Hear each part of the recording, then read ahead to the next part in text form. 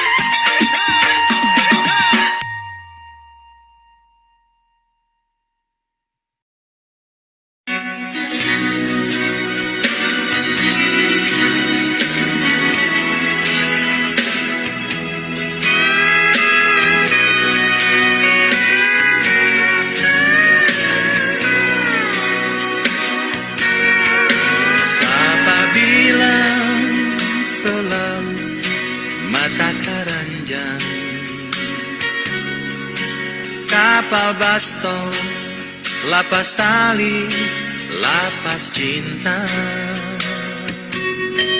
Sapa bilang pelaut Pambatunangan,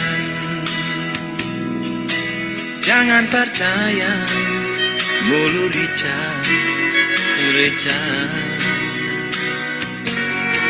Sobalaya sampai ke ujung dunia, banyak doi baroya abis percuma. Dorang bilang pelaut obral cinta, dompet kosong baru ingat rumah. Mana jangan apa sumpah, mana jangan apa cinta. So semua kita punya ngana seminta. Kita balik ngana solai, kita balik ngana sokawe. Cikar kanan faya con Dios cari lain.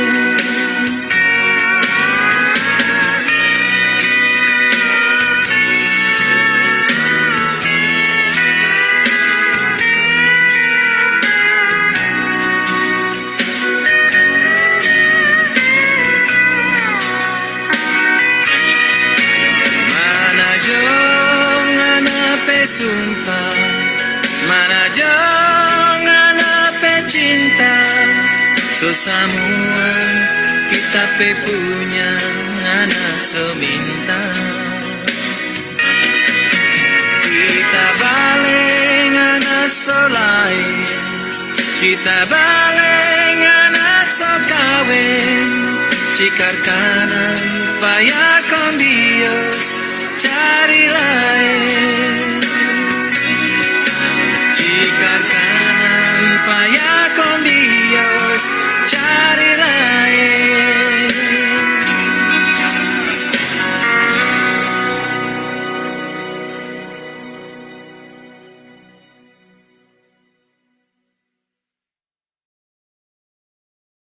Oke, ini dia Mardua Holo. Boleh ada semua tangannya diangkat ke atas. Sama-sama kita nyanyi lagu ini. Alright. Mudah-mudahan ini hanya lagu tapi tidak terjadi kepada kalian. Cintanya diduakan. Sarangyo.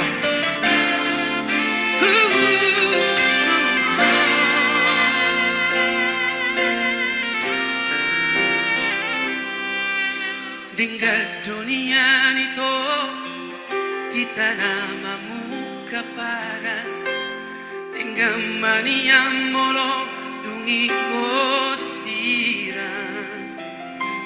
unang pola behita mardongan-dongan hasian ola nama baik acit nirohai. Jangan ada yang nangis ya. Harian ng borngini Sa'y pusisaon rohaki Behado ujung ni hubungan tahasian Sa'y uripuro ito setia ho sa leleon Hape na mardua holo di puriki.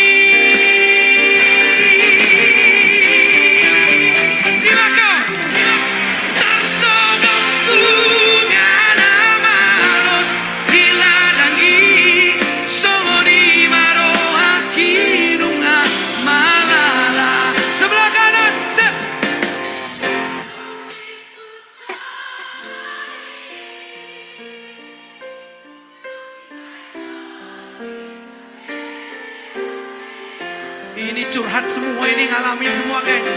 Oh, tangan di atas semua.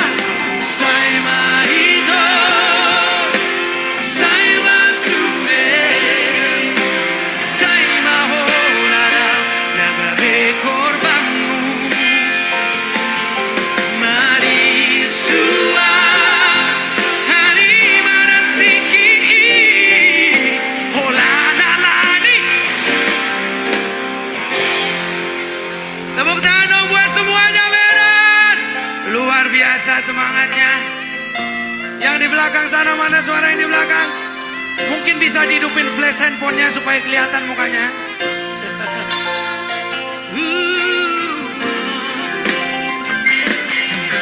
Harian ng bormini Sa'y pusesaon rohaki Beharo ujung ni hubungan rahasia Sa'y uripuro ito setia ho sa lelengo Hape na mardua holo di puriki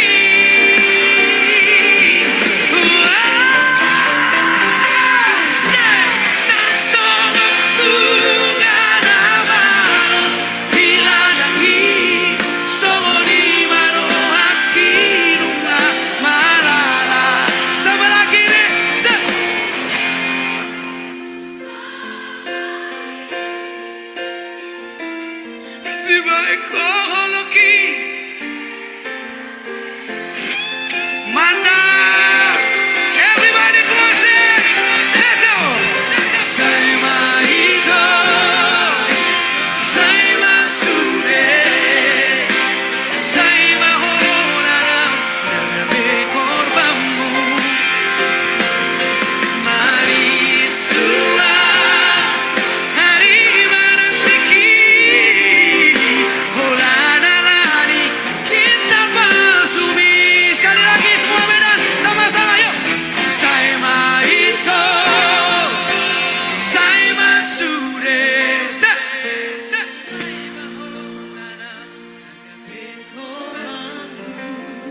keras.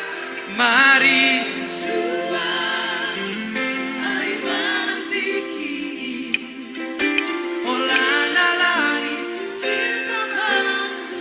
sekali lagi. Oh, sai maito, sai masude, sai di mahola una gabe korbamu. Mari sua dari mana tiki, olana lani.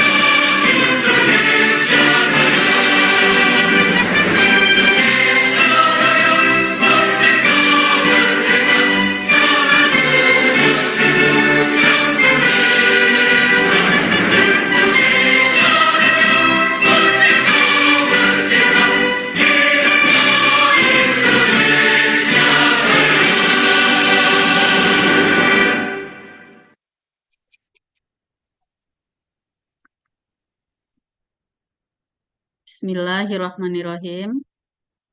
Assalamualaikum warahmatullahi wabarakatuh. Waalaikumsalam warahmatullahi wabarakatuh. Selamat siang dan salam sejahtera untuk kita semua. Senang sekali rasanya hari ini kita semua dapat berkumpul untuk mengikuti acara webinar dengan tema pemeriksaan pajak berdasarkan PMK nomor 15 tahun 2025. Dengan narasumber kita hari ini, Bapak Sempurna Bahri, founder Sempurna Strategic Consulting, yang selalu tanpa pamrih berbagi ilmu untuk kita semua. Selamat siang, Pak Sempurna. Selamat siang Bu Dewi. Perkenalkan, saya Dewi Mareta yang diamanahkan untuk moderatori sesi webinar kali ini. Semoga Bapak dan Ibu semua selalu sehat dan tetap bersemangat mengikuti webinar kita sampai akhir nanti. Kepada Uda Sempurna Bahri dipersilakan untuk memberikan pemaparannya. Baiklah. Baiklah, makasih Bu Dewi Mareta ya, konsultan pajak di Pekanbaru. Silakan Bapak Ibu komunikasi nanti ya. Assalamualaikum warahmatullahi wabarakatuh. Selamat Waalaikumsalam. siang semua Bapak Ibu ya. Terima kasih telah hadir. Kita sharing diskusi aja ya terkait aturan terbaru mengenai pemeriksaan. Silakan nanti kalau ada diskusi silakan resen aja, nggak usah di chat ya, supaya yang lain juga mendengar dan kita tidak mengulang pertanyaannya. Baiklah, ini terbit di 2025, jadi baru ya, jadi mungkin pemeriksaan mungkin belum banyak yang menggunakan PMK ini ya, apalagi udah dibagi pemeriksaan itu ada lengkap, terfokus dan sistematis. ya. Next, dengan kriteria yang berbeda-beda. Di-share aja, Mbak.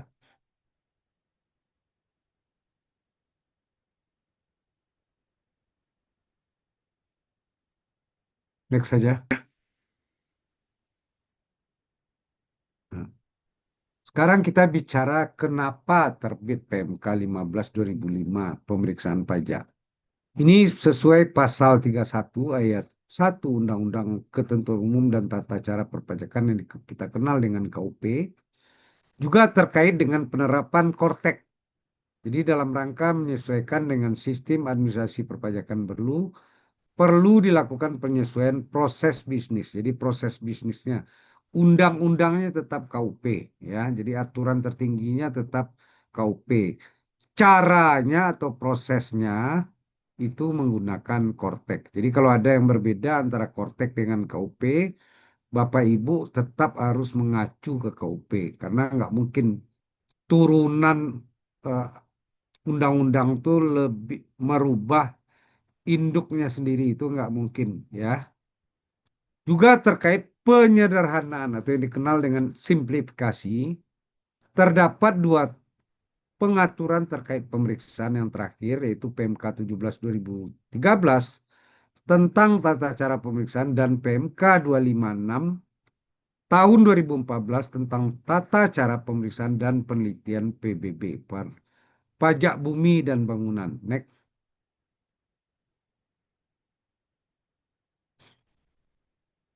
Amanah PMK pemeriksaan pajak ini diatur di Undang-Undang KUP terkait dengan pasal 17B ketentuan pengembalian lebih bayar 12 bulan tidak berlaku jika WP dilakukan pemeriksaan bukti permulaan. Jadi kalau ada misalnya pemeriksaan karena lebih bayar, SPT kita lebih bayar kan dalam 12 bulan itu harus terbit SKP. Tetapi tidak berlaku jika tiba-tiba selama pemeriksaan wajib pajak itu dilakukan pemeriksaan bukti permulaan untuk mencari indikasi pidana. Juga pasal 30 terkait tata cara penyegelan. Penyegelan ini biasanya diatur untuk dulu pemeriksaan lapangan, ya, bukan pemeriksaan kantor, nggak ada penyegelan. Pasal 31 terkait tata cara pemeriksaan itu disebutkan diatur dengan peraturan Menteri Keuangan. Di Undang-Undang PBB pasal 23, ketentuan yang tidak diatur khusus mengenai pemeriksaan mengikuti Undang-Undang KUP. Di PP 50 terkait pasal 8 tata cara pengungkapan ketidakbenaran pengisian SPT. Jadi bagaimana ada pengungkapan ketidakbenaran ini bisa dilakukan di tahap pemeriksaan, ya, bisa dilakukan di tahap bukper maupun penyidikan, ya. Sanksinya beda-beda, ya. Juga terkait dengan penggabungan pengaturan antara pemeriksaan pajak dengan pemeriksaan PBB. Next. Apa yang dimaksud dengan penyederhanaan pengaturan terkait pemeriksaan? Di Undang-Undang di PMK 17 ya 2003 tentang tata cara pemeriksaan sebagaimana telah diubah, ya, PMK ini telah diubah dengan PMK 18 2001 tentang pelaksanaan Undang-Undang Nomor 11 tentang Cipta Kerja. Juga PMK 256 tentang tata cara pemeriksaan dan penelitian pajak bumi dan bangunan. Next. Poin perubahan dalam PMK ini merubah yang 2013 dan 2018. Pertama, penambahan pengaturan tipe pemeriksaan. Kalau dulu yang dikenal cuma pemeriksaan kantor dan pemeriksaan lapangan. Sekarang ada yang lengkap, ya, terfokus, ya. Juga dua, simplifikasi pengaturan dengan menggabungkan tata cara pemeriksaan PBB dan pemeriksaan secara umum, ya. Tiga, perubahan jangka waktu pemeriksaan. Kalau dulu kan pemeriksaan kantor 4 bulan, ya. Pemeriksaan lapangan 6 bulan untuk pengujian, masing-masing 2 bulan untuk pembahasan akhir. Kalau sekarang cuma 1 bulan, ya. Pembatasan perpanjangan jangka waktu pengujian. Dengan sekarang nggak ada lagi, kalau dulu ada, ya. 5, penambahan kriteria pemeriksaan. Ya, ini yang terkait dengan untuk tujuan lain. Penambahan kriteria pemeriksaan. Ya, kriteria pemeriksaan itu kan karena ada penggabungan, ada karena revaluasi, karena lebih bayar gitu ya. Juga ada penyampaian TOR atau term of reference kepada wajib pajak bersamaan dengan penyampaian surat pemberitahuan pemeriksaan SP2. Di sana disebutkan tuh di TOR itu ya, objek pajak mana saja yang diperiksa. Misalnya untuk PPA badan yang diperiksa cuma peredaran usaha atau HPP aja gitu ya. Atau biaya saja atau pendapatan lain-lain saja. 7, prosedur pembahasan temuan sementara sebelum SPAP. Kalau dulu nggak ada ya. 8, pengaturan mengenai penyampaian buku catatan pada saat pembahasan temuan sementara dan pembahasan akhir. 9, menghapus pengaturan terkait kuesioner pemeriksaan. Kalau dulu ada setiap pemeriksaan itu ada kuesioner, sekarang udah nggak ada. 10, perubahan ketentuan mengenai penangguhan pemeriksaan kalau dia sedang diperiksa tiba-tiba ditarik dilakukan pemeriksaan bukber ya. 11, pengaturan penyampaian dokumen pemeriksaan secara elektronis maupun tertulis. Jadi sekarang penyampaian elektronis itu maksudnya itu bisa melalui Kortek, bisa melalui email gitu ya. 12, pengaturan pertemuan dengan wajib pajak. 13, penegasan mengenai pelimpahan kewenangan. Ada nomor 14-nya nggak? Saya nggak bisa baca nih. Nah ini, penegasan mengenai penetapan secara jabatan. Jadi penetapan secara jabatan ini kan timbul kalau misalnya dianggap pembukuannya nggak lengkap. Tapi harus dibuktikan kalau sekarang. Ya, next. Nah, matrik perubahan dalam PMK terkait pembagian pemeriksaan dulu di PMK 17 256 itu dibagi dua jenis pemeriksaan lapangan. Berarti wajib pajak aja datang ke kantor, ke KPP, nggak ada apa orang fungsional pemeriksaan itu ke kantor kita WP ya. Kalau pemeriksaan kantor mereka lebih berhak untuk datang ke kantor memeriksa persediaan, memeriksa komputer gitu ya, memeriksa ruangan itu bisa dilakukan ya. Kalau dulu dibagi ya, kalau kantor lapangan kantor enggak. Kalau lapangan ya bisa penyegelan ya kalau di pemeriksaan lapangan, di kantor nggak ada ya. Dengan PMK 15 pemeriksaannya ada dua ya. Pemeriksaan uji kepatuhan dan ada pemeriksaan untuk tujuan lain seperti penghapusan NPWP, penetapan daerah tertinggal, itu tujuan lain namanya. Jadi pemeriksaan terkait keberatan itu pemeriksaan tujuan lain. Jadi pemeriksaan tujuan lain itu tidak terbit SKP dan STP. Hanya terbit keputusan. Sedangkan pemeriksaan uji kepatuhan itu harus terbit SKP dan atau STP. Pemeriksaan uji kepatuhan dibagi berdasarkan tipe pemeriksaan lengkap, terfokus, dan spesifik. Ya, pemeriksaan tujuan lain tidak dibagi berdasarkan 3 tipe ini. Ya, next.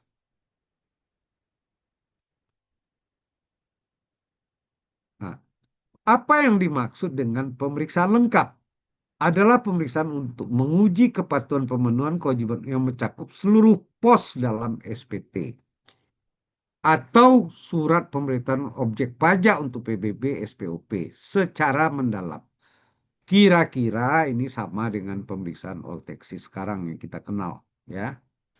Ada pemeriksaan terfokus, adalah pemeriksaan untuk menguji kepatuhan pemenuhan kewajiban perpajakan yang terfokus pada satu atau beberapa pos dalam SPT atau surat pemberitahuan objek pajak secara mendalam. Jadi apanya itu dia nanti menggunakan TOR ya. TOR-nya itu yang saya sebut tadi.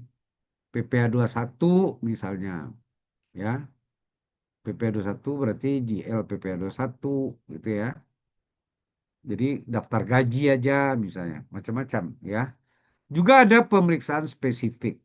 Pemeriksaan untuk menguji kepatuhan pemenuhan dilakukan secara spesifik atas satu atau beberapa pos dalam SPT atau data atau wajib tertentu secara sederhana. Jadi mungkin nggak sampai sampai apa ya sampai GL dan segala macam ya. Tapi kalau pemeriksaan terfokus ya itu lebih mendalam ya. Mungkin vouchernya juga diperiksa. Next. Nah, simplifikasi peraturan PMK 17 diatur dalam PMK sendiri ya. 3256 PMK digabungkan. Jadi kalau dulu PMK terkait pemeriksaan selain PBB berdiri sendiri, kalau PBB diatur dengan PMK 256. PMK 15 kedua-duanya itu digabung menjadi satu. Dan perubahan jangka waktu pemeriksaan dan pembatasan perpanjangan jangka waktu pengujian ya. Juga uji kepatuhan. Kalau sekarang dulu pemeriksaan lapangan itu pengujiannya 6 bulan dan 2 bulan adalah pembahasan. Pemeriksaan kantor dulu 4 bulan pengujian, 2 bulan pembahasan. Pemeriksaan PBB dulu 4 bulan pengujian tambah 2 bulan pembahasan. Pemeriksaan data konkret yang dahulu 1 bulan pengujian, 10 hari kerja pembahasan. Perpanjangan jangka waktu pengujian dulu ada opsi perpanjangan jangka waktu pengujian 2 bulan. Terdapat perpanjangan jangka waktu pengujian atas pemeriksaan WP Group dan transfer pricing sebanyak 3 kali 6 bulan. Next. Dengan PMK 15, ya, pemeriksaan lengkap itu 5 bulan, ya, 5 bulan pengujian dan 30 hari kerja. Hati-hati ya, ini 30 hari kerja ya, bukan hari kalender ya. Yang setahu saya ini hari kerja, bukan hari kalender. Nanti saya cek ya. Pemeriksaan terfokus 3 bulan tambah 30 hari kerja. Pemeriksaan spesifik 1 bulan jangka waktunya. Jadi 3 model jangka waktu ya. 1 bulan spesifik karena dia sederhana ditambah 30 hari kerja. Pemeriksaan spesifik data konkret hanya 10 hari kerja pengujian dan 10 hari kerja pembahasan. Jadi ada 4 ini ya. Pemeriksaan lengkap terfokus spesifik data konkret. Untuk perpanjangan jangka waktu, tidak ada perpanjangan jangka waktu pengujian kecuali atas pemeriksaan WP Group dan transfer pricing yang dapat diperpanjang 4 bulan. Jadi hanya untuk yang terkait wajib pajak grup dan transfer pricing yang dapat diperpanjang 4 bulan. Next. Sejak kapan terhitung jangka waktu pengujian?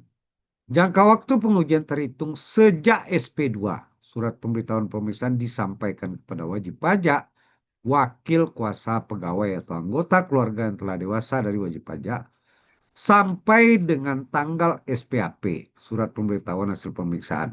Jadi itu jangka waktu pengujiannya ya, 5 bulan itu ini ya, untuk pemeriksaan lengkap. Disampaikan kepada wajib pajak, wakil kuasa pegawai yang telah dewasa dari wajib pajak. Jangka waktu pembahasan akhir, ya, jadi kan ada jangka waktu pengujian, ada pembahasan akhir, pemeriksaan dan pelaporan. Jadi bukan pembahasan akhir aja ya, tapi pelaporan. Terhitung sejak tanggal SPHP atau surat pemberitahuan pemeriksaan, disampaikan pada wajib pajak sampai dengan tanggal laporan hasil pemeriksaan atau LAP. Next.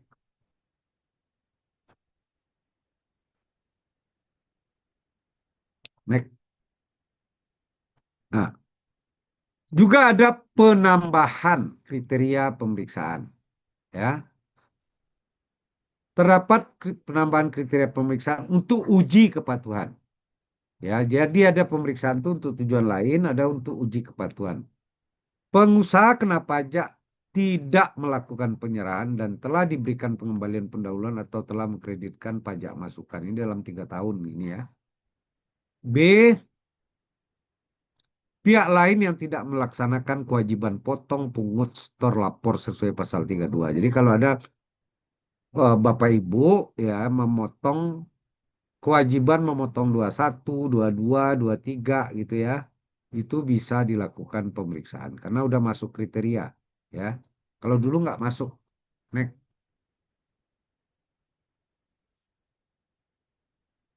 Nah, ada juga penambahan kriteria pemeriksaan untuk tujuan lain seperti pendaftaran objek PBB secara jabatan. Secara jabatan itu berarti objek PBB ditentukan oleh DJP. Kalau secara jabatan ini berarti penentuannya oleh DJP. Pencabutan surat keterangan terdaftar objek PBB, penetapan wajib pajak pemberi kerja berlokasi di daerah tertentu, penyelesaian prosedur persetujuan bersama. Jadi kalau tujuan lain ini tidak terbit SKP ya, terbit putusan.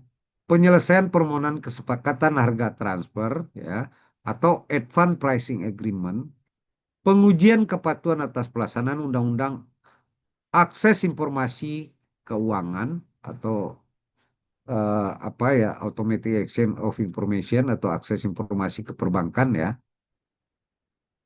Jadi atau bisa jadi misalnya akses itu misalnya perusahaan leasing dia harus memberikan siapa-siapa saja yang menjadi nasabahnya ya yang meminjam ke perusahaan leasing yang didanai mereka atau perusahaan asuransi siapa-siapa yang menjadi nasabah dia.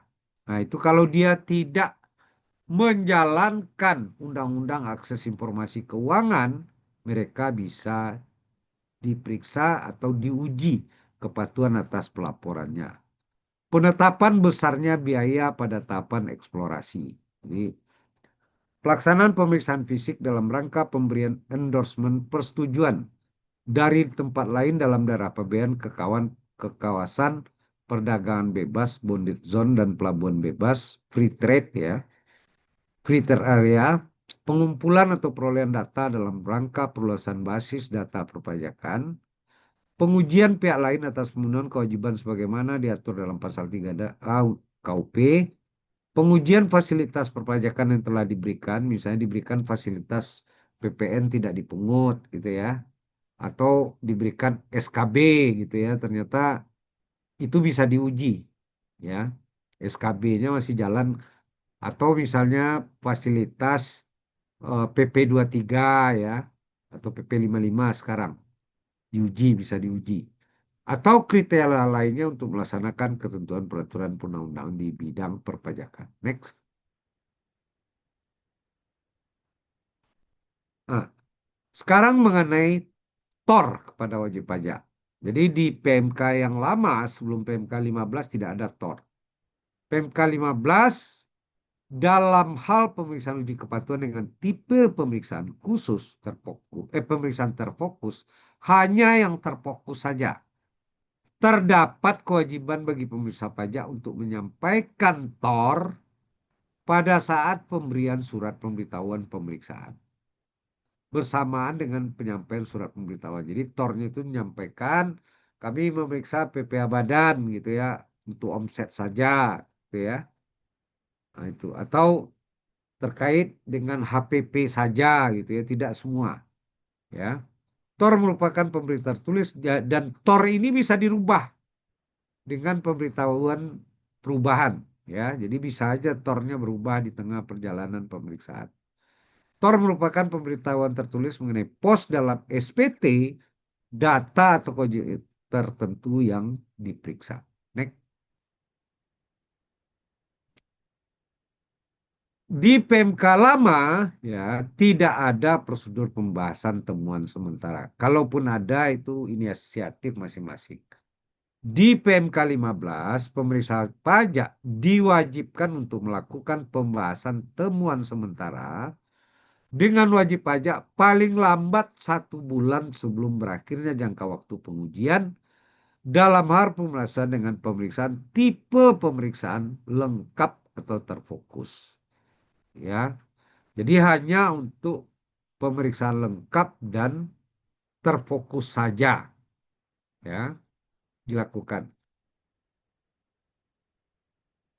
Pembahasan temuan sara adalah pembahasan antara wajib pajak dan pemeriksa atas temuan sementara pemeriksaan yang hasilnya dituangkan dalam berita acara atau BA untuk memberikan keyakinan bahwa temuan telah didasarkan pada bukti yang kuat dan berkaitan serta sesuai dengan peraturan perundangan perpajakan. Jadi temuan sementara ini sebetulnya tujuannya adalah supaya jangan semuanya nanti apa ya diskusinya itu lebih panjang, jangan sampai nanti banyak yang sampai keberatan sampai banding karena tingkat kekalahan DJP itu cukup telak ya.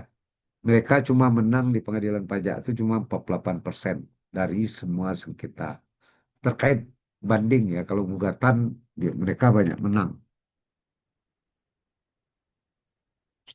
Next. Nah, ini terkait penyampaian buku pada saat pembahasan temuan sementara dan pembahasan akhir. Di PMK 17 tidak ada, yang lama tidak ada pembahasan sementara. Ya. PMK 15 terdapat ketentuan yang membolehkan wajib pajak untuk menyampaikan dokumen atau bukti yang belum diperoleh WP dari pihak ketiga atau dokumen selain dipinjam diminta oleh pemeriksa saat pembahasan temuan sara dan pembahasan akhir. Jadi ada dokumen yang masih ada di apa namanya? Yang diminta tapi masih ada di orang luar, nggak ada di kita, di pihak ketiga. Ya, itu di saat pembahasan temuan sementara bisa diberikan atau di pembahasan akhir. Atau dokumen yang tidak diminta oleh pemeriksa, tetapi kita butuh untuk pembuktian, bisa diserahkan di saat temuan sementara dan pembahasan akhir. Juga mengatur terkait penghapusan kuesioner pemeriksaan, dulu pakai kuesioner, sekarang enggak. Next. PMK 17 mengenai penangguhan pemeriksaan. Pemeriksaan ditangguhkan dilanjutkan apabila wajib pajak tidak terbukti bersalah dalam pemeriksaan bukper. Jadi misalnya kita lagi diperiksa, tiba-tiba di bukper, ditangguhkan dulu pemeriksaan, dilanjutkan bukper, nanti bukpernya selesai, ternyata tidak ditemukan kesalahan, indikasi pidana, dia pemeriksaan dilanjutkan. Dua, pemeriksaan dihentikan bila WP mengungkapkan pasal 8 ayat 3 terkait pengungkapan ketidakbenaran, pasal 44A, pasal 44B atau terbukti bersalah, dihentikan. Tiga, jangka waktu pengujian diperpanjang paling lama 4 bulan apabila pemeriksaan dilanjutkan. Ya, itu yang dulu. PMK lama. Ya. PMK 15 terdapat penambahan pengaturan mengenai WP mengungkapkan pasal 8 ayat 3 pengungkapan ketidakbenaran atau pasal 44A, pasal 44B atau terbukti bersalah, namun masih terdapat LB lebih bayar, pemeriksaan tetap dilanjutkan. Kalau posisinya lebih bayar. Kalau kurang bayar atau nihil enggak. Dua, pemeriksaan belum dimulai, ya, tetapi WP dilakukan bukper. Jadi belum dimulai pemeriksaan, berarti artinya SP2-nya belum diterbitkan. Masih rencana gitu ya. Dilakukan bukper, berarti pemeriksaan tidak dilakukan. Cukup bukper saja. Tiga, ruang lingkup pemeriksaan ditangguhkan dalam hal dilakukan bukper. Ruang lingkup pemeriksaan ditangguhkan dalam melakukan bukper. Seluruh pemeriksaan untuk tahun pajak yang dilakukan bukper itu ditangguhkan. Ya. Empat, jangka waktu pemeriksaan tertangguh sejak surat pemberitahuan ditangguhkan. Jadi nanti akan ada surat apa ya?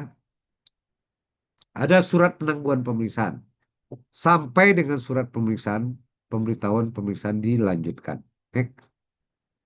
Nomor 5 apa nggak kelihatan? Yang tadi Mbak. WP mengungkapkan ketidakbenaran pasal 8 ayat 3, pasal 44B, putusan pengadilan negeri selain bebas atau lepas tetap dapat diperiksa. Ya. untuk data selain yang sudah diungkap atau diputus pengadilan. Jadi bisa diperiksa selain yang sudah menjadi objek putusan pengadilan. Ya, next. Nah, juga mengenai pengaturan penyampaian dokumen pemeriksaan secara elektronik maupun tertulis. Di PMK lama hanya diantar langsung atau melalui pos atau faksimil. Dengan PMK baru dokumen dapat secara langsung seperti yang lama melalui pos atau faksimil tetap sama maupun elektronik. Jadi bisa melewati kortek maupun email gitu ya, kira-kira seperti itulah. Pengaturan pertemuan dengan wajib pajak tidak di PMK lama tidak terdapat pengaturan mengenai metode pertemuan dengan wajib pajak. Di ketentuan PMK 15 terdapat ketentuan mengenai metode pemeriksaan yang dapat dilakukan secara tatap muka atau luring, bisa pakai daring, video conference atau Zoom. Kalau dulu nggak ada, ya, pengaturannya. Next. Nah, penegasan mengenai pelimpahan kewenangan ke KPP ya. Ketentuan pelimpahan kewenangan dulu tidak diatur dalam PMK. Di PMK 15 DJP berarti Dirjen Pajak, bukan bukan Dirjen ya, Direktur Dirjen Pajak. Bukan Direktorat Jenderal Pajak ya, Dirjen Pajak. Dirjen yang mana DJP 1 melimpahkan kewenangan melakukan administrasi pemeriksaan dalam bentuk delegasi kepada pejabat di lingkungan Dirjen Pajak. Ya, jadi berarti bisa ke kepala KPP dan lain-lain. Juga penegasan mengenai penetapan secara jabatan. Di PMK lama ini diatur berdasarkan PMK 17. Di PMK 15 menambah ketentuan dalam hal pemeriksa pajak menghitung penghasilan kena pajak secara jabatan, menentukan sendiri. Pemeriksa pajak melakukan pembuktian bahwa wajib pajak berarti tidak menyampaikan buku atau kurang menyampaikan buku. Catatan termasuk data elektronik serta keterangan lain yang diminta. Jadi harus dibuktikan bahwa pembukuan sesuai dengan ketentuan di KUP tidak dijalankan oleh wajib pajak. Jadi tidak memberikan GL dan lain-lain ya. Next. Harus dibuktikan. Kalau dulu kan enggak. Juga ada dasar hukum lain-lain pasal 31 tata cara pemeriksaan diatur berdasarkan PMK. Pasal 17B Undang-Undang UPWP ketentuan pengembalian 12 lebih bayar 12 bulan tidak berlaku jika WP dibukbar. Jadi misalnya dalam 12 bulan kan lebih bayarnya harus dikembalikan kalau SPT yang dibayar. Ya. Tetapi tidak berlaku jika WP dibukbar. Ketentuan sebagai maksud pada satu tidak berlaku terhadap wajib pajak yang sedang dilakukan pemeriksaan bukti permulaan tindak pidana di bidang perpajakan. Ketentuannya diatur berdasarkan PMK. Tata cara pemeriksaan diatur dengan berdasarkan peraturan Menteri Keuangan. Pasal 30A 30 Undang-Undang KUP, tata cara penyegelan diatur berdasarkan PMK. Jadi penyegelan itu nanti ada PMK. Pasal 31 Undang tata cara pemeriksaan diatur dengan atau berdasarkan peraturan Menteri Keuangan. Ya. Pasal 23 Undang-Undang PBB terhadap hal yang tidak diatur secara khusus dalam undang-undang ini berlaku ketentuan dalam Undang-Undang Nomor 16 tentang KUP, ya. Pasal 8 Undang-Undang UP terkait tata cara pengungkapan ketidakbenaran pengisian SPT. Next. Juga ada terkait pasal 32A Undang-Undang KUP ya, terkait pemotongan pemungutan penyetoran. Ini nanti akan sesuai ketentuan perundangan ini juga objek pemeriksaan kalau tidak menyetor, tidak memotong ya. Pasal 1 angka 11 seorang kuasa yang selanjutnya disebut adalah seorang menerima surat kuasa khusus dari wajib pajak sesuai ketentuan perpajakan. Juga pasal 1 angka 32 yang dimaksud dengan data elektronik adalah data berbentuk elektronik yang tidak terbatas pada tulisan. Bisa suara, bisa gambar, peta, rancangan, foto, elektronik data interchange, surat elektronik atau email, telegram, telek, fotokopi sejenisnya, huruf, tanda, angka, kode aksi, simbol, dan perforasi. Pasal 1 angka 7, tim angka 37, tim kualitas pemeriksaan adalah tim yang dibentuk oleh DJP dalam rangka membahas hasil pemeriksaan terbatas pada dasar hukum koreksi yang belum disepakati antara pemeriksa pajak dan wajib pajak dalam pembahasan akhir hasil guna menghasilkan pemeriksaan yang berkualitas. Next. Saya kira itu aja Bapak Ibu ya. Silakan saya kembalikan kepada Bu Dewi ya. Eh, Terima kasih kepada narasumber kita, udah Sempurna Bahri. Demikianlah sudah kita dengarkan bersama-sama pemaparan tentang PMK 15 tahun 2025. Bagi Bapak atau Ibu yang ada pertanyaan, silakan ya, tulis di kolom chat atau boleh raise hand.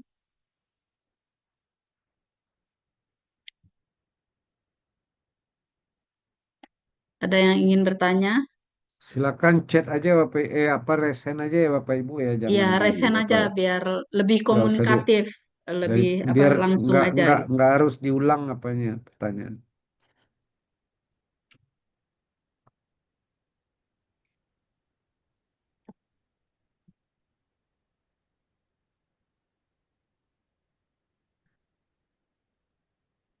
Ada yang ingin ditanyakan?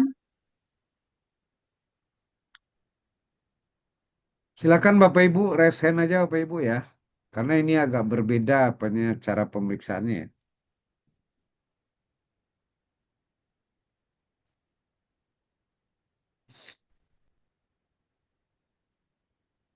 Jadi memang ini di apa di perubahan ini untuk melakukan simplifikasi untuk memudahkan. Yang kedua, tujuannya supaya sengketa itu selesai cuma di tahap KPP. Jangan sampai apa DJP itu eh, kita sengketa ternyata sampai ke pengadilan, sampai ke PK udah repot-repot tapi hasilnya juga DJP itu kalah gitu ya. Jadi cukuplah diselesaikan di tahap KPP dan karena pemeriksaannya dibuat simpel, dipercepat, harusnya penghasilan penerimaan APBN lebih cepat diterima. Itu kira-kira kalau saya menangkap semangatnya ya.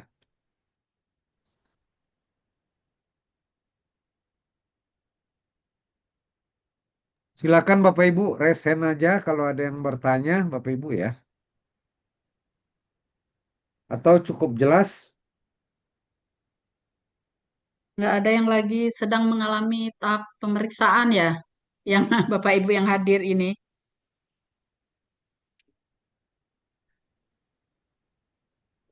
Yang hadir cukup banyak ya, tapi kok 111. ya Segan, 100. segan nanya kali ya. Atau ada case-case tertentu seperti apa ya silakan. Terkait quality assurance juga boleh ya.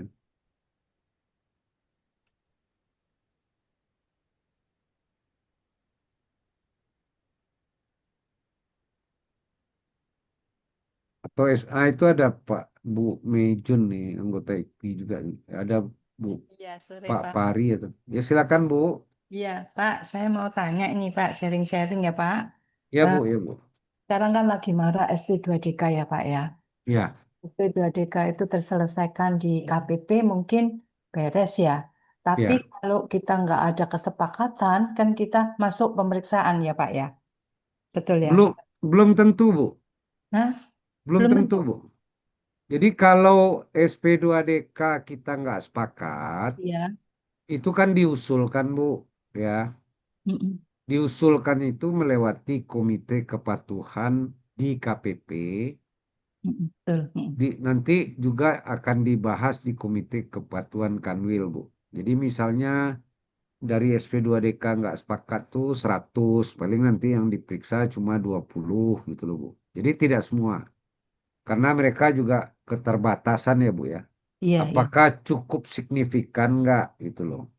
Kalau cukup signifikan baru naikkan pemeriksaan. Karena pemeriksaan itu kan lama, Bu. Gak gampang kan melibatkan 4 orang kan. Iya, heeh. Nah, itu Itu jadi berapa? ya, Mm-mm. Jangka tapi waktunya berapa lama, Pak? apa tuh? Jangka waktunya? Jangka waktu apa? Enggak, dari keputusan masuk komite itu loh, Pak. Komite Ya pemeriksaan. nanti apa kan biasanya SP2DK itu Bu, maksimal penyelesaiannya 6 bulan Bu. Itu maksimal. Jadi kan mulai SP2DK itu pertama kan analisis awal mereka dulu Betul, iya. dikumpulin data kita, nanti dikumpulin data kita dari pihak luar, dari BPN, dari transaksi keuangan di bank. Jadi sebelum SP2DK terbit itu udah banyak prosesnya Bu. Mm. Data kita tuh dikumpulkan semua, nanti baru setelah terkumpul semua disandingkan dengan SPT kita Bu. Iya, Pak. Ah, Betul. itu mungkin butuh waktu mereka melaksanakan tuh bisa 1 bulan, bisa 2 bulan. Mm. Baru terbit SP2DK. SP2DK terbit, kan dia nunggu 14 hari itu Mm-mm. ya, supaya dijawab gitu ya, atau didatangi. Iya, Kalau iya. nggak kita datangi atau kita tidak jawab, kan diperpanjangnya 14 hari lagi itu. Berarti kan udah 1 bulan tuh. Mm-mm. Iya, Ah, Pak. sudah tanggapan itu baru dievaluasi lagi Bu sama mereka. Apakah data yang dia terima itu sama jawaban kita tuh sesuai atau tidak? Kalau sesuai berarti kan tidak diajukan untuk pemeriksaan. Mm-mm. Ah, Iya. kalau tidak sesuai bisa diajukan pemeriksaan khusus. Berarti khusus tuh yang terkait SP2DK doang. Mm-mm. Ah, baru itu tuh nanti baru diputuskan lagi oleh komite apa kepatuhan di KPP sama komite kepatuhan Kanwil, Bu. Jadi proses itu panjang itu 6 bulan bisa selesai itu baru. Belum belum tentu juga diputuskan untuk pemeriksaan, Bu. Jadi kalau ada bilang naikin pemeriksaan kan dilihat dulu signifikansinya, Bu. Iya, Enggak Pak. enggak setiap yang diajukan itu udah pasti pemeriksaan enggak lah, ya.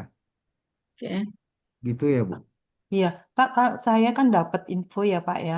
Saya dapat Ah, SP2DK tapi nggak ada kesepakatan ya. ya. Akhirnya dinaikkan ke komite. Terus Ya. eh, mereka, Nggak naikin ke komite itu kalau dia udah ada laporan hasil SP2DK dia, Bu. Bukan langsung gitu. oh iya betul, heeh. Memang prosesnya Nah, lama, Pak, betul. Heeh. hanya Sudah, baru sudah, diajukan. mm-mm.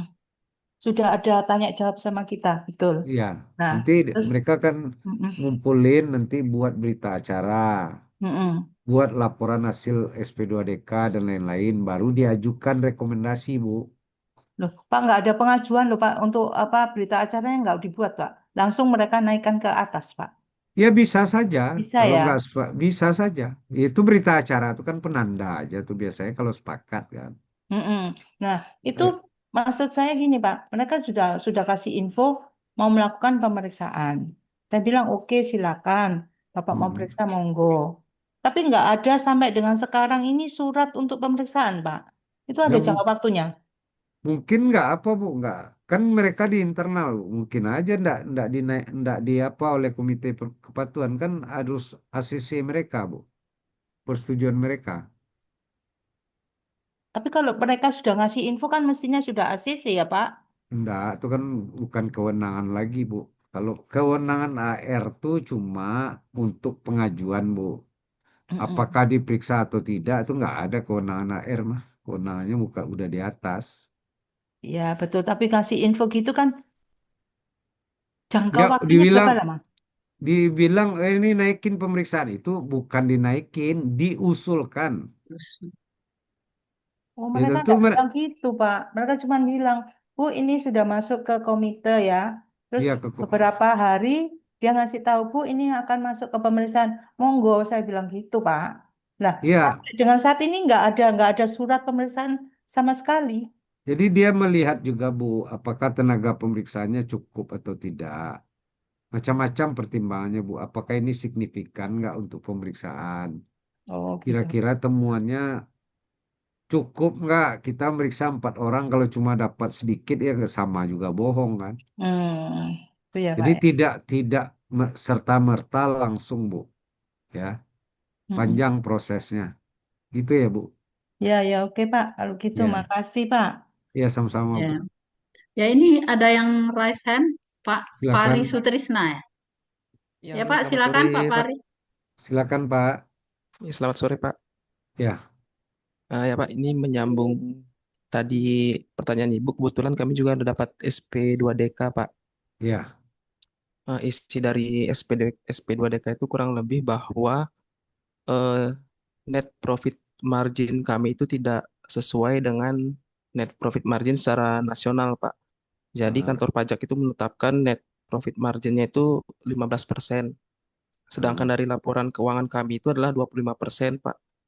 Nah, jadi Hmm. seolah-olah kantor pajak ingin memaksakan bahwa mestinya net profit margin kami itu ada di angka 15. Jadi kurang lebih ada biaya-biaya yang belum dilaporkan, Pak. Jadi kalau mengenai hal ini, saran-sarannya bagaimana ya, Pak? Berarti kami kan harus ada membuat biaya tambahan lagi, Pak, agar net profit margin itu cukup. Itu aja Pak Fari. Iya, Ya, jadi sebetulnya kalau dulu ya, mereka tuh membuat yang namanya benchmarking Pak Fari ya. Jadi benchmarking tuh misalnya eh, perusahaan yang sejenis itu artinya klasifikasi lapangan usahanya sama, clue-nya. Misalnya garment gitu ya. Untuk Perkanwil itu bukan kantor pusat. Kalau sebelumnya memang kantor pusat, ya. Misalnya gross profit margin di perusahaan garment itu 15 sampai 25%. Ya, jadi dia ambil beberapa sampel perusahaan garment yang besar di daerahnya, yang kecil, yang tengah-tengah, yang middle gitu ya. Nanti digabung tuh rata-rata berapa. Misalnya dapat 15 sampai 25%. Ternyata kita menyampaikan gross profit margin cuma 7% gitu ya. Kira-kira seperti itulah. Nah, itu kan jauh dari standar gitu ya. Mereka itu akan mempertanyakan, ya, kenapa? Itu kan bisa kita jawab. Karena kalau Bapak membandingkan dengan benchmarking, kita harus tahu juga pembanding itu harus sama. Samanya itu adalah kebijakan akuntansi. Contoh, apakah yang kita menggunakan apa pencatatan akuntansi FIFO, pembandingnya afraid itu nggak bisa dibandingkan. Pengakuan pendapatannya misalnya kita setelah invoice dikirim, tapi yang lain itu pengakuan pendapatannya pada saat barang terkirim, bukan pada saat invoice, itu akan berbeda. Jadi kalau yang bisa dibandingkan itu adalah kalau kebijakan akuntansinya sama. Kalau Bapak mengambil ini, mana data pembanding yang Bapak keluarkan? Kita lihat adu kebijakan akuntansinya itu Pak Pari. Tetapi analisa begitu itu tidak bisa menerbitkan SKP Pak Pari ya. Itu hanya bisa dipakai sebagai indikasi awal. Jelas ya Pak Ibu ya? Jelas baik, Pak Pari ya? jelas, Itu Pak. nggak bisa jadi alat untuk menerbitkan SKP, nggak bisa. Bisa menerbitkan SKP itu kalau pemeriksaan. Kalau indikasi awal tuh bisa. Ya kalau sebutkan aja kalau memang pembandingnya sebanyak itu, lihat kebijakan akuntansinya seperti apa Pak bilang. Itu ya Pak Pari, cukup jelas ya. Baik, Pak. Cukup, Pak. Ya, Terima ada kasih, lagi Pak. Mbak? Ini ada pertanyaan lewat kolom chat, Pak. Siang, Pak. Saya ingin bertanya, jika kita sudah membalas surat SP2DK, kenapa pengawas pemeriksaan bisa tiba-tiba mengunjungi WP tanpa pemberitahuan ya, Pak? Ya jadi ya kalau mendatangi, mengawasi ya, itu bisa aja itu visit namanya ya. Yang penting dilayani aja. Jadi bisa aja dia datang tiba-tiba mengawasi atau visit itu kan boleh. Nggak ada larangan ya. Kalau tidak ada yang disembunyikan kan nggak apa-apa. Itu ya Bu Cindy ya. Jadi jangan nggak usah terlalu terlalu dikhawatirkan biasa aja. Kenapa dia berhak mengawasi, memeriksa?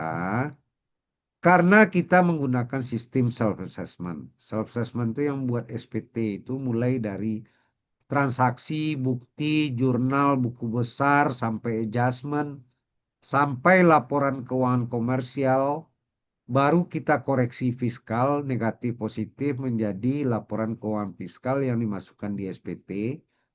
Sampai SPT masuk mereka kan nggak bisa mengawasi atau meriksa. Kalau dia udah masuk ke sistem, ya mereka berhak untuk mengawasi itu SP2DK, memeriksa atau SP2 sepanjang masih dalam jangka waktu masa kadaluarsa SKP dan STP 5 tahun. Kalau lewat dari itu enggak lagi. Jadi itu jawabannya ya Bu Cindy ya. Puas Bu ya.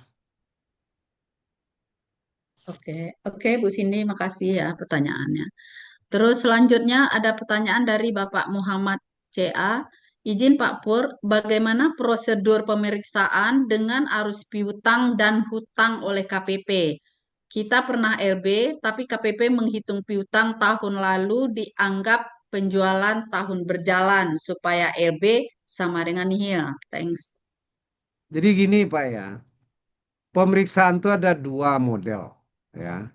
Ada pemeriksaan metode langsung. Metode langsung itu berarti dari pembukuan kita, GL, jurnal, bukti ya sampai kertas kerja kita mulai dari transaksi, jurnal, buku besar, nyambung nggak sampai dengan SPT.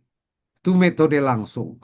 Kalau dia untuk penerbitan SKP ya, kalau dia pembukuan kita tidak lengkap, misalnya GL-nya nggak ada gitu ya, itu baru dia bisa menggunakan metode tidak langsung. Seperti rekening koran kita diambil 1 tahun, dianggapnya yang sisi kredit itu semuanya pendapatan, penghasilan.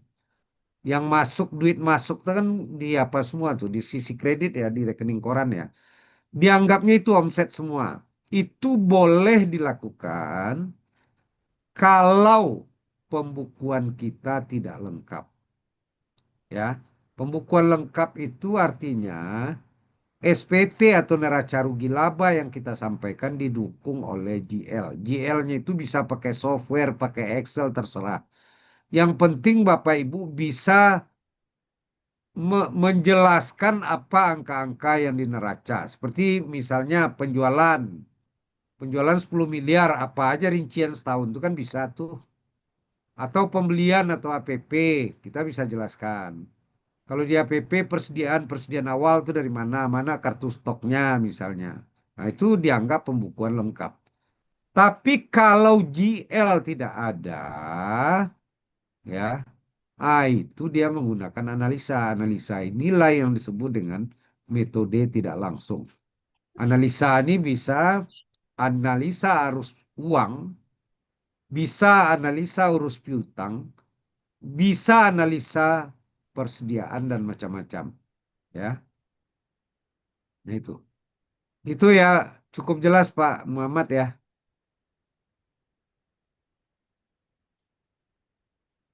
Cukup jelas Pak Muhammad. Oke, Intinya itu metode tidak langsung yang Pak, dipakai. tapi Pak, kita punya semuanya Pak, JL punya, laba rugi punya, neraca punya gitu Pak. Ya Rincian rincian bisa di saja, bisa saja dia pakai itu, tapi untuk menentukan koreksi dia nggak bisa pakai itu Pak. Kalau analisis bisa aja. Gitu Pak Muhammad ya. ya, Pak, Itu karena pasti gagal semua itu Pak. Kalau diajukan keberatan sampai pengadilan pasti gagal metode tidak langsung tuh Pak. Udah berapa kali saya coba itu gagal semua tuh. Dibatalkan hakim Pak. Sepanjang pembukuannya sesuai dengan Undang-Undang KUP ya. Jelas ya Pak Muhammad? jelas Pak, terima kasih Pak. Ya. oke. Pertanyaan selanjutnya dari Pak Wahyu Kusuma. Selamat siang. Setiap temuan atau pertanyaan yang diajukan oleh tim pemeriksa kepada wajib pajak harus disertai dengan bukti-bukti berupa bukti transaksi, bukti korespondensi dengan pihak lain, atau bukti berupa analisa yang dilakukan oleh wajib pajak. Setelah semua bukti terkumpul, kita dapat memberikan argumen yang sesuai dan disampaikan kepada tim pemeriksa pajak. Sejauh mana kita bisa memberikan argumen atas pemeriksaan, karena terkadang ada kesan tembak coa tanpa memberikan kita kesempatan untuk menjelaskan detail coa tersebut. Ya, itu nanti di apa? Itu kan dasar kita membalas itu kan dari SPAP ya, menanggapi SPAP. Jadi menanggapi SPAP itu bisa dengan bukti atau waktu pembahasan akhir kita sampaikan. Jadi dijawab dulu SPAP itu ini setuju nggak koreksi ini nggak setuju kenapa? Jadi kita punya bukti, bukti waktu pembahasan akhir itu kan kita liatin. Pembahasan akhir itu kan nggak mungkin sendirian, mereka pakai tim pasti. Nanti jelasinlah ke kasihnya, ya. Mau ditolak dia bukti kita, yang penting pada saat itu dikasihkan. Itu ya Pak. Jadi rasanya sekarang nggak ada yang angkanya main apa aja rasanya, walaupun ada sekali-sekali ya. Tetapi kalau sepanjang kita bisa buktikan nggak ada masalah. Itu ya Pak siapa nih? Wahyu, Pak Wahyu. Wahyu ya. Jadi dijawab, yang penting SPAP itu dijawab setuju atau tidak setuju. Kalau setuju berarti kan nggak ada sengketa lagi kan. Tapi kalau tidak setuju, itulah yang kita bawa sama bukti dibuktikan dalam pembahasan akhir atau closing conference Pak Wahyu. Cukup jelas Pak Wahyu? Sorry Pak, maaf. Ya, ya Pak. Sedikit menambahkan Pak. Apa? Jadi kebetulan Ya, waktu pemeriksaan ah, eh, sempat ada uji arus uang Pak. ya, Pengujian dana masuk seperti itu. Dan dari mutasi eh, yang eh, yang dipakai dari pihak KPP itu ada dana yang sebenarnya itu bukan bagian dari sales. ah, Dan saya coba di sana menjelaskan kalau dana yang kita terima ini peruntukannya beda, itu bukan tidak ada kaitannya sama sekali dengan sales. Tapi saya malah seperti diarahkan menggunakan angka dari versi KPP dan ujung-ujungnya seperti apa ya? Karena waktu itu sempat ada momen pergantian kepala KPP, jadi kesannya silakan ikuti angka ini biar ini ya. eh, Biar cepat selesai seperti itu Pak. Jadi terkadang saya berargumen tapi tidak terlalu ditanggapi seperti itu Pak. Makasih. ya Pak. Harusnya di apa aja Pak? Waktu di SPAP aja sampaikan Pak. Dan kita tidak setuju dan sampaikan waktu buat berita acara. Jadi di apa kan ada dua Pak. Di waktu di pembahasan akhir itu kan ada eh, dua dokumen tuh. Satu berita acara pembahasan akhir. Yang kedua saya lupa satu lagi itu ya, ikhtisar pembahasan. Di ikhtisar tuh sampaikan Pak, kami siapkan ini. Itu aja Pak, masalah dia nanti dibatalkan atau enggak bukan urusan kita Pak. Yang jelas kita menyampaikan Pak. Itu ya Pak Wahyu. Baik-baik Pak. Makasih. Ya, ya, ya. Ada lagi kayaknya tuh Bu Tadi Dewi. ada yang raise hand ya, eh, Pak Mukni atau Pak Mukni ya tadi ya. Ada yang raise hand, silakan.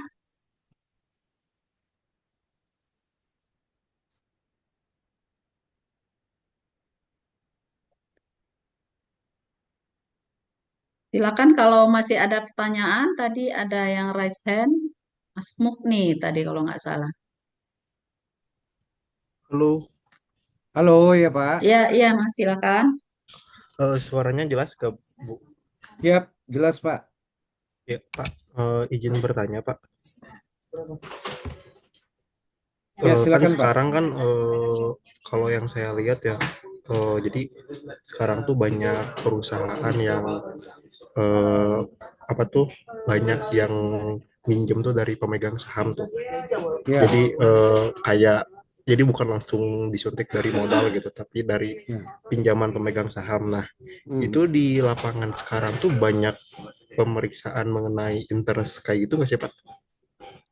Ya itu apa Pak? Ada yang terkait ada yang terkait pinjaman pemegang saham itu yang ditetapkan bunga Pak. Tinggal lihat PMK-nya aja Pak. Nah, ya aturannya. kan secara nggak langsung kan kalau misalnya eh, kalau yang saya lihat ya, jadi si Ya, si apa tuh si bunga atas pembayaran sama pemegang saham itu kan jatuhnya kayak dividen yang nggak terlihat gitu. Kan kalau kalau kalau bunga, kalau pinjaman sama dividen tuh beda, Pak. ya betul. Jadi Nah, biasanya dia menetapkan berdasarkan tingkat bunga bank itu, Pak. oke. Nah, Heeh. maksud saya jadi si apa tuh? Kan kalau beban bunga itu di SPT itu kan bisa di ini ya kan Pak, bisa dibebankan gitu istilahnya. Iya, iya. Nah, kalau dividen kan nggak bisa. Nah, Heeh. jadi yang kalau kayak gitu di pemeriksaan tuh kena nggak sih Pak? Kalau dia apa kadang-kadang dikoreksinya, Pak. Kalau tingkat bunganya tidak sesuai dengan tingkat bunga pasar, Pak. Oke, Nah, jadi PPh 23-nya berapa, tingkat bunganya berapa gitu ya. Kalau tidak sesuai, berarti bisa dikenain, Pak. Tapi bunga itu bisa jadi biaya, Pak. oke. Oh, Heeh. jadi tergantung si tingkat interestnya gitu ya Pak maksudnya Pak. Iya, itu yang biasanya dikoreksinya, Pak. Dan apanya itu berarti kan itu jadi penghasilan oleh pemegang saham kan. Betul, betul. Nanti ada bukti potong PPh 23 juga, Pak Mukni. Ya, ya, ya, ya, ya. Heeh. Itu biasanya, Pak. Oh, jadi lebih concernnya di ininya ya Pak ya, di tingkat Di interestnya ya rate-nya, Pak, di di rate-nya ya. rate-nya. Iya, Pak. Oke, oke, baik Pak. Terima kasih Ya, Pak. yuk. Oke, makasih Mas Mukni. Selanjutnya ada pertanyaan dari Hera. Izin bertanya, Pak, bagaimana pengalaman Bapak tentang quality assurance? Apakah benar membantu WP atau cenderung sepihak dengan pemeriksa? Terima kasih. Jadi Bapak Ibu ya, itu yang dimaksud dengan quality assurance itu cuma interpretasi terhadap aturan ya. Jadi contohnya penyerahan kita menurut kita itu bukan objek PPN, tetapi menurut pemeriksa itu objek PPN. Berarti kan apanya perbedaannya apa ya 180 derajat lah itu ya. Kita A dia B dalam kondisi yang tidak bisa diputuskan ini quality assurance. Saya beberapa kali apa mengikuti quality assurance ini saya dimenangkan oleh tim quality assurance dan keputusan tim quality assurance itu mengikat ya. Pemeriksa pajak harus ngikutin kalau harus dibatalkan. Hanya itu masalah interpretasi dasar hukum ya yang dipakai. Jadi terkait pembuktian apakah vouchernya cukup, jurnalnya benar itu nggak ada itu dalam quality assurance. Itu yang bisa saya jawab ya Bu Era ya. Karena yang quality assurance ini biasanya tim yang ditetapkan oleh Kanwil lebih berpengalaman lah karena kan kabit-kabit isinya tuh sama sekretarisnya. Tiap tahun mereka menetapkan tim quality assurance di Kanwil. Jadi buka itu second opinion bukan tim dari KPP. Itu ya Bu Era bisa cukup jelas Bu Era ya.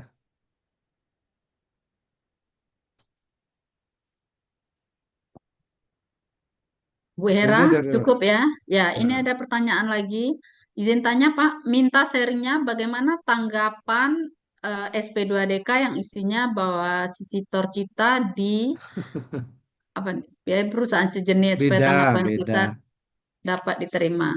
Jadi si Titor itu adalah corporate tax pajak terutang dibandingkan dengan revenue gitu ya. Itu nggak bisa setiap perusahaan tuh sama si titornya Bu ya. Itu tergantung apa? Tergantung macam-macam perlakuan akuntansi. Ya bisa aja, tapi kecenderungannya harusnya kalau omset naik, si titor kita harus naik ya. Tapi kalau saya melihat pembandingnya antara satu perusahaan dengan satu perusahaan, si titornya itu harusnya nggak bisa sama ya. Karena itu berbeda perlakuan akuntansinya juga beda, fasilitasnya juga beda gitu ya. Itu kan si Titor tuh dibandingkan antara pajak terutang, bukan pajak yang masih harus dibayar ya. Kalau pajak masih harus dibayar kan udah dikurangi kredit pajak segala tuh. Pajak terutang atau sebelum dikurangi kredit pajak.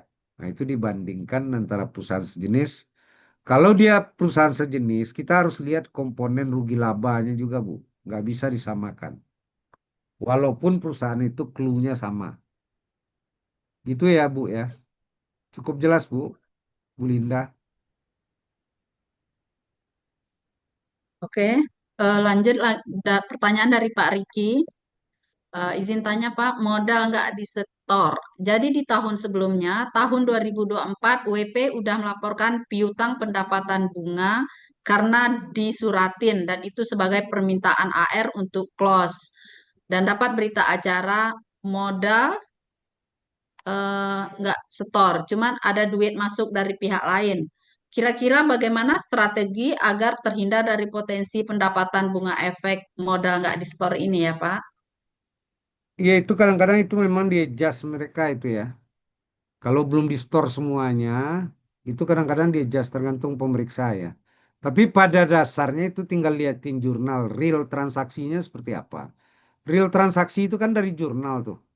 Kalau jurnalnya duit masuk, berarti kan ada di kas masuk tuh setoran modalnya. Tapi kalau nggak masuk, misalnya jurnalnya piutang pada setoran modal, berarti kan nggak ada duit masuk tuh. Pasti berdasarkan akte doang, duitnya kan nggak ada. Jadi itu, tapi dari pihak lain dibuktikan itu dari siapa, Pak? Untuk apa? Kalau duitnya dari pihak lain kan berarti kita harus tahu dong dari siapa. Kita kan tahu. Sampaikan aja faktanya seperti apa.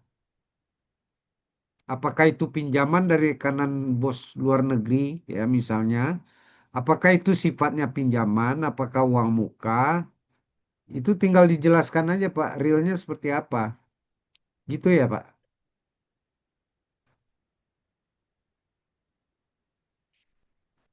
Oke, Pak Riki, udah jelas ya?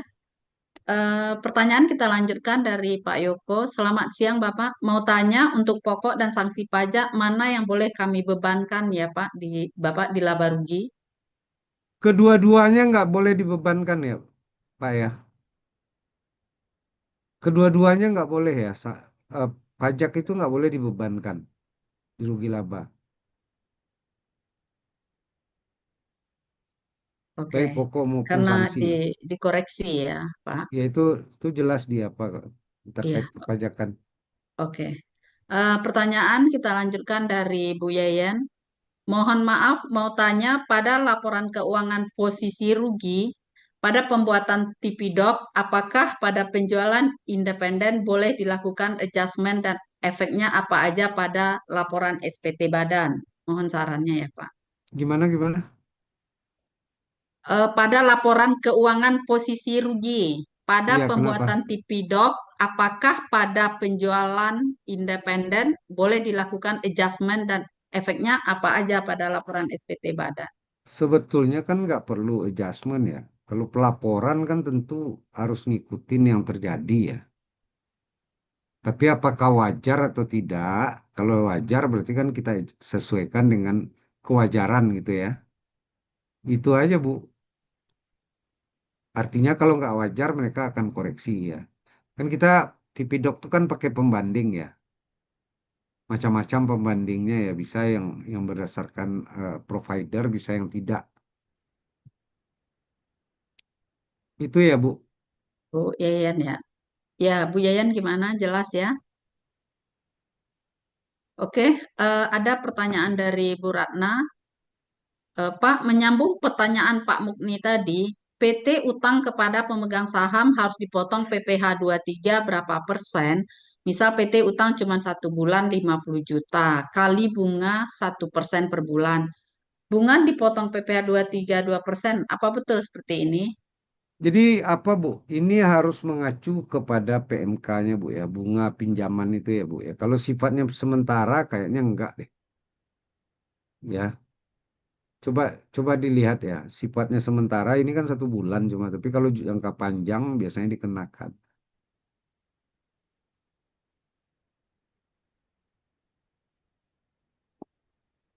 Oke, oke, Bu Ratna, jelas ya?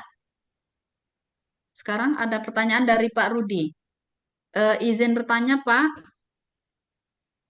menyambung pembicaraan yang tadi mengenai pinjaman dari pemegang saham, setahu kami Pak, kalau kita mengenakan bunga atas pinjaman kecil dari enten bisa dianggap bank gelap Pak. Karena Oh, untuk nggak ada mengenakan yang bunga sampai harus segitu ya. ada Kondisi izin tertentu. pinjaman itu kan harus jelas ya. Pertama, karena kesulitan keuangan. Ya harus ada dasar-dasar memberikan pinjaman. Tetapi DJP selama ini nggak pernah menganggap itu kan, kalau bank gelap itu kan urusan OJK bukan DJP ya. Kalau DJP itu kan bicara bunga, ada pinjaman nggak? Kalau pinjaman dikenakan pajak, tapi tidak sampai apakah bank gelap atau itu kan urusan OJK bukan urusan DJP. Mau minjam sama siapa? Itu ya Pak, nggak sampai sejauh itu. Saya juga nggak pernah menemukan DJP nganggap bank gelap. Oke Pak Rudi ya. Terus ada pertanyaan dari Pak Riki lagi, bagaimana cara memasukkan modal bos luar negeri ke Indonesia secara resmi Pak, karena baru ada NPWP. Sebetulnya masukan modal itu biasa aja Pak ya. Kalau di aktenya ada ya masukin ke perusahaan. Nggak ada rasanya setoran modal nggak ada masalah walaupun nggak punya NPWP segala ya. Sepanjang di aktenya ada nama dia, ya masukin aja. Kalau terkait apa PMK pinjaman itu dilihat aja di internet Bu ya. PMK mengenai pinjaman pasti ketemu tuh. Pinjaman pemegang saham pasti ketemu ya Bu. Paling informasi yang paling cepat tuh di internet. Apa aja bisa ditanya.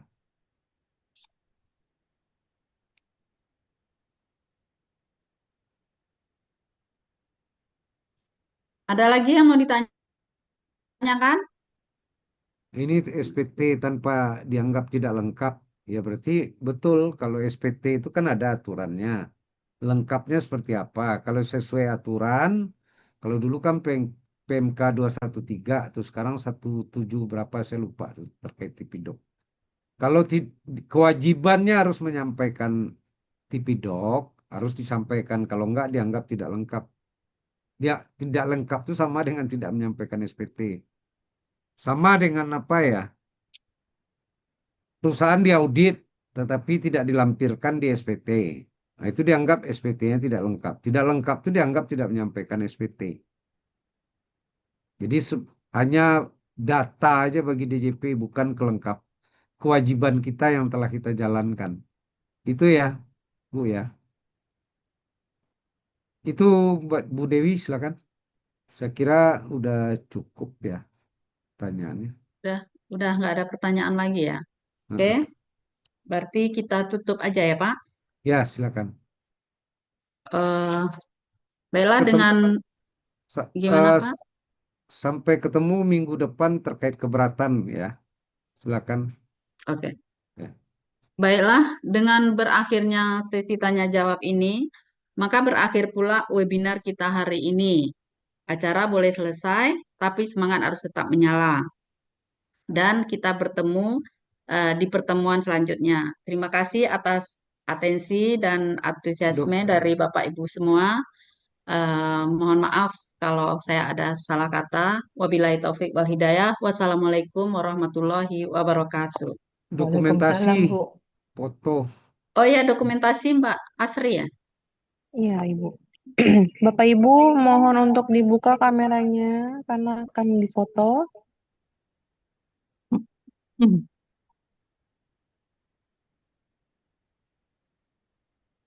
Oke, baik. 1, 2, 3. Sudah, Pak. Ya, ya. Makasih ya Bapak Ibu ya. Salam sehat. Sampai ketemu minggu depan ya. Amin. Makasih, Pak. Masih ya. Ya sama-sama Bu. Terima kasih Pak. Sama-sama Terima Pak. kasih, Pak. Terima Ya, kasih, Pak. sama-sama. Kasih Pak. Yuk, Sampai ketemu sama-sama. lagi. Yuk.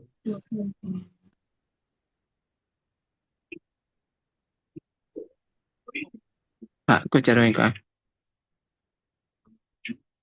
Kak, saya kalau nggak cetak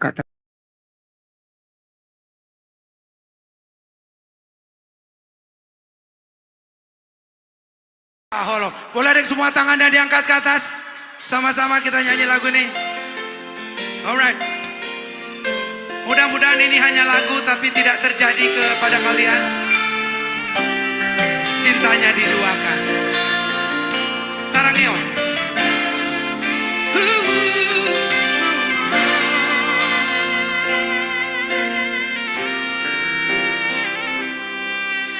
Dengar dunia itu kita namamu kepada